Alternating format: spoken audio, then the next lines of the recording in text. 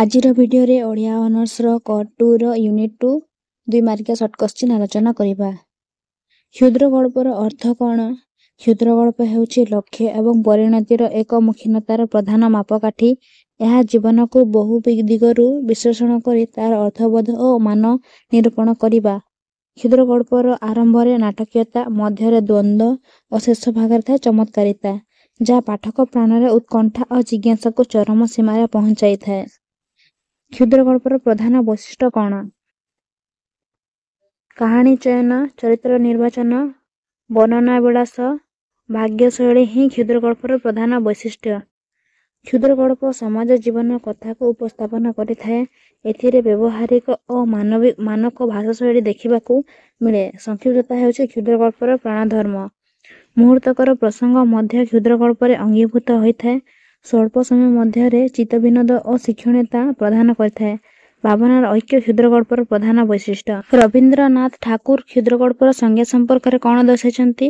ଛୋଟ ପ୍ରାଣ, ଛୋଟ ବ୍ୟଥା, ଛୋଟ ଛୋଟ ଦୁଃଖ କଥା, ନିତାନ୍ତ ସହଜ ସରଳ, ସହସ୍ର ବିସ୍ମୃତି ରାଶି, ପ୍ରତ୍ୟହ ଯେତେ ଛେ ଭାଷି, ତାରି ଦୁଚାରିଟି ଅଶ୍ରୁଳ ଜଲ, ନାହିଁ ବର୍ଣ୍ଣନାର ଛଟା, ଘନଟାର ଘନ ଘଟା, ନାହିଁ ତତ୍ତ୍ୱ ନାହିଁ ଉପଦେଶ, ଅନ୍ତରେ ଅତୃପ୍ତି ରବେ, ସାଙ୍ଗ କରି ମନେ ହେବେ, ଶେଷ ହୋଇଲା ନା ଶେଷ।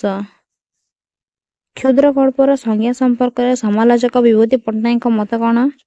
ଡକ୍ଟର ବିଭୂତି ପଟ୍ଟନାୟକଙ୍କ ମତରେ କ୍ଷୁଦ୍ର ଗଳ୍ପ ଅଖଣ୍ଡ ଜୀବନର ଖଣ୍ଡିତ ଅଙ୍ଗ, ବହୁ ବର୍ଣ୍ଣିଳ ଅନୁଭୂତି ମଧ୍ୟରୁ ଏକ ବିଶିଷ୍ଟ ଅନୁଭୂତିର ଚିତ୍ର। ମହାକାଳ ମଧ୍ୟରେ କେତୋଟି ମୁହୂର୍ତ୍ତର କଥାକୁ ସୀମିତ ସମୟ, ସଂକ୍ଷିପ୍ତ ଆୟତନ ଏବଂ ସଂଯତ ପରିମିତ ଇଙ୍ଗିତଧର୍ମୀ ଭାଷା ମାଧ୍ୟମରେ ବିନ୍ୟାସ କରେ।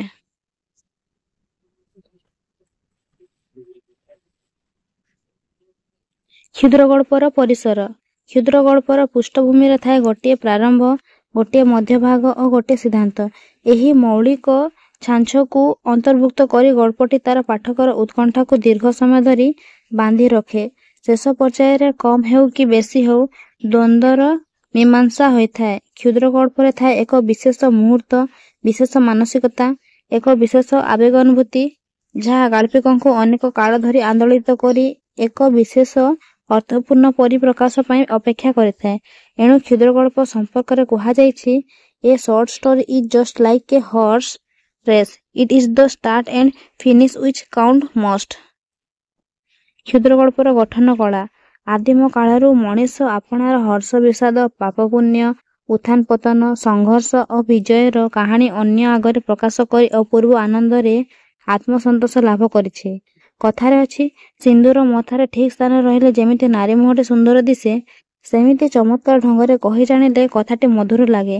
ଏହି ମର୍ମରେ ବିଚାର କଲେ କ୍ଷୁଦ୍ର ଗଳ୍ପର ଆରମ୍ଭ ଅପେକ୍ଷା ଶେଷ ହିଁ ଅଧିକ ତାତ୍ପର୍ଯ୍ୟପୂର୍ଣ୍ଣ।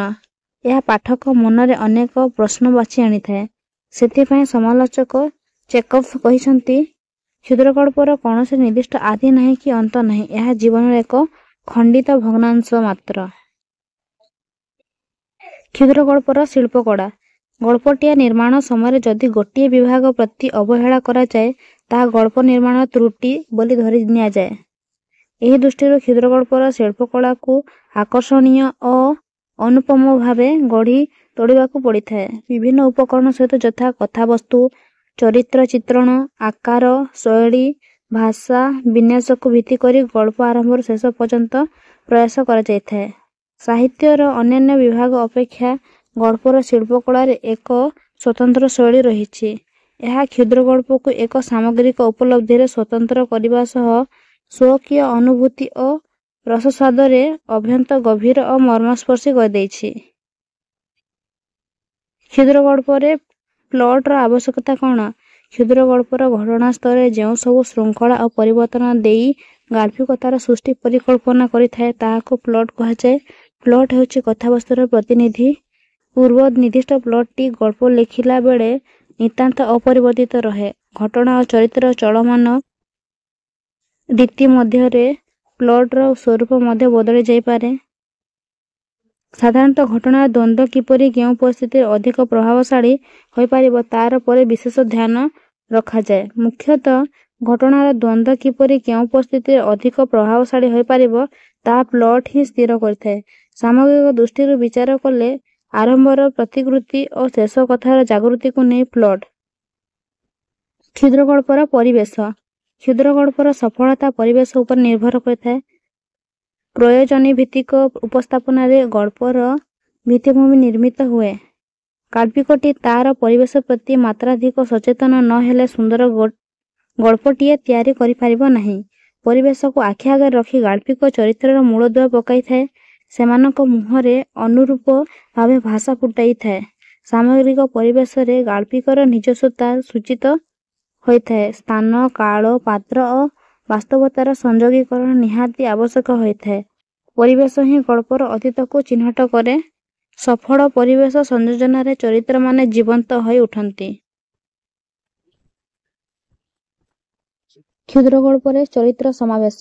କଥାବସ୍ତୁର ପ୍ରଧାନ ବାହକ ଓ ପ୍ଲଟ୍ର ଉଲ୍ଲେଖନୀୟ ପ୍ରତିନିଧି ହେଉଛି ଚରିତ୍ର। ପ୍ରତ୍ୟେକଟି ଗଳ୍ପ ଏହି ଚରିତ୍ର ମାଧ୍ୟମରେ ଗତିଶୀଳ ହୋଇଥାଏ। ଚରିତ୍ର ମାଧ୍ୟମରେ ଏକ ମାନବୀୟ ସତ୍ତାକୁ ହିଁ କ୍ଷୁଦ୍ରଗଳ୍ପ ବିକଶିତ କରିଥାଏ। ଏହାଦ୍ୱାରା ଗଳ୍ପର କ୍ରିୟା, ଲୟ, ଦ୍ରୁତ କାର୍ଯ୍ୟକାରଣ ସୃଷ୍ଟି କରିବାରେ ଗାଳ୍ପିକ ସକ୍ଷମ ହୋଇଥାନ୍ତି। ଗାଳ୍ପିକଙ୍କର ଅନୁଭବ ପାରିପାର୍ଶ୍ୱିକ ପରିବେଶ ଚରିତ୍ରମାନଙ୍କୁ ଜୀବନ୍ତ କରି ଗଢ଼ି ତୋଳିଥାଏ। ଚରିତ୍ର ସମୂହ ଶିଳ୍ପୀ ହାତର କ୍ରୀଡ଼ା ପୁତଳିକା ନୁହେଁ, ଶିଳ୍ପୀ ସହିତ ଏକାତ୍ମକ ହୋଇ ଚରିତ୍ର ଆତ୍ମପ୍ରକାଶ ହୋଇଥାଏ। ଯେତେବେଳେ ଚରିତ୍ର ଶିଳ୍ପର ରକ୍ତ ଓ ନିଃଶ୍ୱାସରେ, ମନ ଓ ପ୍ରାଣର, ଦେହ ଓ ହୃଦୟର ଚିନ୍ତା ଚେତନାର ନିକଟବର୍ତ୍ତୀ ହୋଇଥାଏ, ସେତେବେଳେ ତାହା ପାଠକଙ୍କୁ ଆକର୍ଷିତ କରାଏ। ଗଳ୍ପଗୁଡ଼ିକରେ ଚରିତ୍ରଗୁଡ଼ିକ ଜୀବନ୍ତ ଓ ବାସ୍ତବଧର୍ମୀ। କ୍ଷୁଦ୍ରଗଳ୍ପର କଥାବସ୍ତୁ। କ୍ଷୁଦ୍ରଗଳ୍ପର ସାମଗ୍ରିକ ଆବେଦନ କଥାବସ୍ତୁ ଉପରେ ନିର୍ଭର କରିଥାଏ। ସେଥିପାଇଁ କଥାବସ୍ତୁ ହେଉଛି ଗଳ୍ପ ଓ ପାଠକ ପାଇଁ ତାର ସର୍ବଶ୍ରେଷ୍ଠ ଆକର୍ଷଣ। ଏଥିମଧ୍ୟରେ ଜୀବନର ସତ୍ୟ ଫୁଟି ଉଠେ। ସମଗ୍ର ଗଳ୍ପଟିରେ କେନ୍ଦ୍ରୀୟ ଭାବନା, ଅନ୍ତର୍ନିହିତ ଆଦର୍ଶ ଓ ଗୂଢ଼ ଅର୍ଥର କଥାବସ୍ତୁର ମର୍ମକୁ ଉଦ୍ଘାଟନ କରିଥାଏ। ପରିବେଶ ଓ ପରିବେଶ ସ୍ଥିତିକୁ ନେଇ କଥାବସ୍ତୁର ରୂପ ପରିବର୍ତ୍ତିତ ହୋଇଥାଏ। ଗଳ୍ପଟିର ପରିସର କାହାଣୀକୁ ଉଜ୍ଜ୍ୱଳ କରିଥାଏ। ସାମଗ୍ରିକ ରୂପେ ବିଚାର କଲେ ଦେଖାଯାଏ ଯେ କଥାବସ୍ତୁ ଗଳ୍ପର ସର୍ବଶ୍ରେଷ୍ଠ ଆକର୍ଷଣ। ଏହା ପାଠକକୁ ଅଭିଭୂତ କରିଥାଏ। ମାନବୀୟ ଅଭିଜ୍ଞତା ଏବଂ ସାର୍ବଜନୀନ ପ୍ରସଙ୍ଗ ହିଁ ଗଳ୍ପର କଥାବସ୍ତୁର ଅନ୍ତର୍ନିହିତ ସ୍ୱର ବୋଲି କୁହାଯାଏ। କ୍ଷୁଦ୍ରଗଳ୍ପର ଭାଷା ଓ ଶୈଳୀ। କ୍ଷୁଦ୍ରଗଳ୍ପର ଭାଷା ଓ ଶୈଳୀ ଗାଳ୍ପିକଙ୍କର ନିଜସ୍ୱ ସ୍ୱର ଅଟେ। ମଣିଷର ଚେତନା ଉପରେ କଳାର ପ୍ରତ୍ୟକ୍ଷ ପ୍ରବାହର ବହନକାରୀ ଶକ୍ତିକୁ ଶୈଳୀ କୁହାଯାଏ। ଜୀବନମାଳାର ନିର୍ମାଣ, ଚରିତ୍ରର ପ୍ରତିଫଳନ, ନାନ୍ଦନିକ ମୂଲ୍ୟବୋଧର ଓ ବାହକ ଆନନ୍ଦର ଉତ୍ସ, ଆନନ୍ଦଦାୟକ ଓ ଭାବ ଉଦ୍ଦୀପକ ଭାଷା ବିନ୍ୟାସର ଶୈଳୀ ହୁଏ। ଉନ୍ନତ ଓ ମାର୍ଜିତ ଭାବଗ୍ରାହୀ ଭାଷା ଓ ଶୈଳୀ କ୍ଷୁଦ୍ରଗଳ୍ପର ଗୌରବକୁ ମହିମାନ୍ୱିତ କରିଥାଏ। ଭାଷା ଓ ଶୈଳୀ ଗଳ୍ପର ଅବିଚ୍ଛେଦ୍ୟ ଅଙ୍ଗ। ନାଟକୀୟ ଶୈଳୀ ପାଠକକୁ ବିଶେଷ ଆକର୍ଷିତ କରାଏ। ଶୈଳୀ ଓ ଭାଷା ଗଳ୍ପର ଏକ ମହତ୍ତ୍ୱ ପ୍ରତିନିଧ୍ୱନି। ଚରିତ୍ରମାନଙ୍କୁ ଆଖି ଆଗରେ ରଖି ଗାଳ୍ପିକ ଉପଯୁକ୍ତ ଭାଷା ବିନ୍ୟାସର ପରିବେଶ ସୃଷ୍ଟି କରିଥାଏ। ପୌରାଣିକ ଗଳ୍ପ। ଏହି ଧରଣ ଗଳ୍ପରେ ପୁରାଣର ପରିଚିତ ଉପାଦାନ ଆତ୍ମପ୍ରକାଶ କରିଥାଏ। ସେହି ସମସ୍ତ ଉପାଦାନ ସମକାଳୀନ ଜୀବନ ଜିଜ୍ଞାସାର ପ୍ରତିଧ୍ୱନି ସୃଷ୍ଟି କରେ। ଅତୀତର ଆଧ୍ୟାତ୍ମିକ ଆଲୋକମୟ ସତ୍ତାର ଉଦ୍ଭାସିତ ହୁଏ। ଲୌକିକ ଓ ଅଲୌକିକତା ମଧ୍ୟ କୌଣସି ଭେଦଭାବ ନଥାଏ। ଏପରିକି ମଣିଷ ଓ ଦେବକୁଳଙ୍କ ପାରସ୍ପରିକ ମିଳନ କ୍ଷେତ୍ରରେ କୌଣସି ପ୍ରତିବନ୍ଧକ ନଥାଏ। ଏଠାରେ ପୁରାଣର ପ୍ରାସଙ୍ଗିକତା ଅଧିକ ଜୀବନ୍ତ ମନେ ହୁଏ। ଉଦ୍ଭଟ ଗଳ୍ପ। ଅସମ୍ଭବ ଓ ଅବାସ୍ତବ ଗଳ୍ପକୁ ଉଦ୍ଭଟ ଗଳ୍ପ କୁହାଯାଏ। ଅତିରଞ୍ଜିତ ପରିକଳ୍ପନାରୁ ଏହି ଧରଣ ଗଳ୍ପ ସୃଷ୍ଟି ହୁଏ। ଆଜିର ଏ ଯୁଗରେ ଶାଶ୍ୱତ ଜଗତର ଅନ୍ତରର ଜଟିଳତାକୁ ପ୍ରକାଶ କରିବାକୁ ଉଦ୍ଭଟତା ହେଉଛି ସର୍ବୋତ୍ତମ ମାଧ୍ୟମ, ଯାହା ମଧ୍ୟରେ ବ୍ୟକ୍ତି ଚରିତ୍ର ତାର ଅନ୍ତର ଭିତରେ ସମଗ୍ର ବିଶ୍ୱ ଚେତନାକୁ ଅନୁଭବ କରେ। ତେଣୁ ଉଦ୍ଭଟତା ଆନ୍ତରିକ ସମ୍ବନ୍ଧ ଚରିତ୍ର ବୋଲି କୁହାଯାଏ। ଏହାର ଚରିତ୍ର, ଭାଷା ଓ ପରିବେଶ ସମ୍ପୂର୍ଣ୍ଣ ଭିନ୍ନ। ପ୍ରତୀକଧର୍ମୀ ଗଳ୍ପ। ଯେଉଁ ଗଳ୍ପର ପାତ୍ର, ପାତ୍ରୀ ବା ପରିବେଶ ଅନ୍ୟ ଅର୍ଥକୁ ବ୍ୟଞ୍ଜିତ କରେ ଏବଂ ବ୍ୟଞ୍ଜନାର ମାଧୁର୍ଯ୍ୟ ଗଳ୍ପର ମୁଖ୍ୟ ଆବେଦନ ହୁଏ, ତାହାକୁ ପ୍ରତୀକଧର୍ମୀ ବା ସାଙ୍କେତିକ ଗଳ୍ପ କୁହାଯାଏ। ଏ ଧରଣର ଗଳ୍ପରେ ବାସ୍ତବ ଜଗତର ବଡ଼ କଥା ନୁହେଁ, ବାସ୍ତବ ଜଗତର ଅନ୍ତରାଳରେ ଯେଉଁ ଆଧ୍ୟାତ୍ମିକ ଜଗତ ବିଦ୍ୟମାନ ଅଥବା ଦୃଶ୍ୟମାନ ରୂପ ଜଗତର ଗଭୀରତାରେ ବିରାଜମାନ ତାହାକୁ ଏହି ଗଳ୍ପରେ ପ୍ରକାଶ କରାଯାଇଥାଏ। ଶବ୍ଦ ବିନ୍ୟାସ ପ୍ରତୀକାତ୍ମକ ହୁଏ। ଶବ୍ଦ ସଂଯୋଜନା ସ୍ୱତନ୍ତ୍ର ହେବା ଉଚିତ। ମାନବୀୟ ସଚେତନତା ବୋଧ ଓ ମନୋଜଗତର ପରୀକ୍ଷଣ ପ୍ରତୀକଧର୍ମୀ ଗଳ୍ପରେ ଆତ୍ମପ୍ରକାଶ କରିଥାଏ। ନୋବେଲ ଓ ଉପନ୍ୟାସ ଶବ୍ଦଦ୍ୱୟର ବ୍ୟକ୍ତିଗତ ଅର୍ଥ ଲେଖ। ନୋବେଲ ଶବ୍ଦଟି ହେଉଛି ଇଟାଲୀୟ ଶବ୍ଦ। ନୋବେଲାର ଇଂରାଜୀ ରୂପାନ୍ତର। ଇଟାଲୀୟ ଭାଷାରେ ନୋବେଲା ଶବ୍ଦର ଅର୍ଥ ନୂତନ କଥା। ବଙ୍ଗଳା ଓ ଓଡ଼ିଆ ଭାଷାରେ ଏହାକୁ ଉପନ୍ୟାସ ବୋଲି କୁହାଯାଏ। ବ୍ୟକ୍ତିଗତ ଅର୍ଥ ଦୃଷ୍ଟିରୁ ଦେଖିଲେ ଉପ ଶବ୍ଦର ଅର୍ଥ ହେଲା ଆଗରେ, ନ୍ୟାସ ଶବ୍ଦଟିର ଅର୍ଥ ହେଲା ପ୍ରସ୍ତାବନୀ ଅର୍ଥାତ୍ ସମୀପେ ସ୍ଥାନେ। ଉପନ୍ୟାସକୁ ପକେଟ ଥିଏଟର କହିବାର ତାତ୍ପର୍ଯ୍ୟ କ'ଣ? ଉପନ୍ୟାସ ସାହିତ୍ୟର ଏକ ମହତ୍ତ୍ୱପୂର୍ଣ୍ଣ ବିଭାଗ। ଜୀବନର ବାସ୍ତବତା ଅନୁଭୂତିକୁ ଏଥିରେ ନିଛକ ଭାବେ ପ୍ରକଟିତ କରାଯାଇଥାଏ। ଏହା ଗଣ ଓ ଜନଚେତନାର ମୂଲ୍ୟବୋଧକୁ ଅତ୍ୟନ୍ତ ନିଖୁଣ ଭାବେ ଉପସ୍ଥାପନ କରି ଗଣତାନ୍ତ୍ରିକ ଚେତନାର ଯଥାର୍ଥ ବାହକ ଭାବେ ସମସ୍ତଙ୍କ ପାଖରେ ଅତ୍ୟନ୍ତ ପ୍ରିୟଭାଜନ କହିପାରିଛି। ସେଥିପାଇଁ ମେରିଅନ୍ କ୍ରାଉଫୋର୍ଡ ଏହାକୁ ପକେଟ ଥିଏଟର ବୋଲି ଆଖ୍ୟା ଦେଇଛନ୍ତି। ସମାଲୋଚକ ୱାଲ୍ଟର ଆଲେନଙ୍କ ଭାଷାରେ ଉପନ୍ୟାସ ସଂଜ୍ଞା କ'ଣ? We find there a close imitation of men and manners. We see the very web and texture of society as it is really exists, and we meet if when we come into the world. ଅର୍ଥାତ୍ ସାମାଜିକ ଜୀବନର ବାସ୍ତବ ରୂପରେଖ, ଲୋକ ଚରିତ୍ର ଅଧ୍ୟୟନ, ଅନୁଶୀଳନ, ଦୈନନ୍ଦିନ ଜୀବନର ଘଟଣାବଳୀ ଉପନ୍ୟାସରେ ରୂପାୟିତ ହୋଇଥାଏ। ଦ ଇଂଲିଶ ନୋବେଲ ପେଜ୍ 37ରୁ ଏହି ସଂଜ୍ଞାଟିକୁ ଅଣାଯାଇଛି। ସମାଲୋଚକ ବାଉରୀ ବନ୍ଧୁ କରଙ୍କ ମତରେ ଉପନ୍ୟାସ ସଂଜ୍ଞା କ'ଣ? ଉପନ୍ୟାସ ହେଉଛି ଏକ ସୃଜନଶୀଳ ସୃଷ୍ଟି ବା ନିର୍ମାଣ କଳା, ଯାହା ଭାଷା ମାଧ୍ୟମରେ ଜୀବନକୁ ଦେଖେ, ବିଶ୍ୱକୁ ଦେଖେ, ଜୀବନ ସହ ବିଶ୍ୱର ନିତ୍ୟ ନିପୁଣ କରେ। ଏହା ଜୀବନ ପରି ଦିଗନ୍ତ ବିସ୍ତାରୀ, ଜୀବନର ନୂତନ ପରିବର୍ତ୍ତନ ଓ ବହୁ ବୈଚିତ୍ର୍ୟରେ ଏହା ପରିପୂର୍ଣ୍ଣ। ଉପନ୍ୟାସର ଗଠନ କୌଶଳ। ଉପନ୍ୟାସ ଗଠନ କଳା କୌଶଳ ସ୍ୱତନ୍ତ୍ର ଅଟେ। ଉପନ୍ୟାସ ରଚନା କରିବା ପାଇଁ ବିଶେଷ କିଛି ଧରାବନ୍ଧା ନିୟମ ନାହିଁ। ତଥାପି ଉପନ୍ୟାସର 10ଟି ଉପାଦାନ ବା ତତ୍ତ୍ୱର ଗୁରୁତ୍ୱ ବହୁ ମାତ୍ରାରେ ଉପଲବ୍ଧି ହୋଇଥାଏ।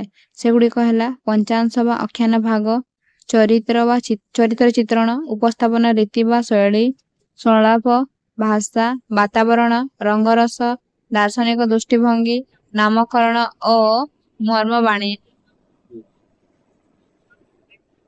ଉପନ୍ୟାସର କଥାବସ୍ତୁ। ଉପନ୍ୟାସର କଥାବସ୍ତୁଟି ଅତ୍ୟନ୍ତ ଗୁରୁତ୍ୱପୂର୍ଣ୍ଣ।